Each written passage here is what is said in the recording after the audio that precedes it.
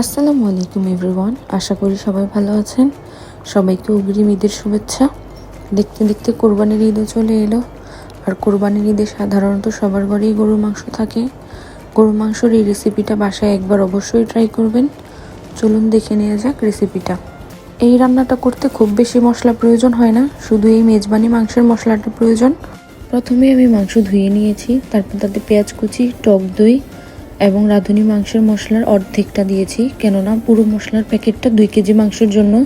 আমি এখানে 1 কেজি মাংস ইউজ করছি, তাই আমি অর্ধেকটা ইউজ করলাম। তারপর আদা রসুন বাটা, কাশ্মীরি মরিচের গুঁড়ো এবং সরিষার তেল দিয়ে ম্যারিনেট করে আমি চুলায় বসিয়ে দিয়েছি। এটা ম্যারিনেট করে রাখার প্রয়োজন নেই, প্রথম 10 মিনিট হাই আঁচে রান্না করলেই মাংস থেকে পানি ছেড়ে দিবে।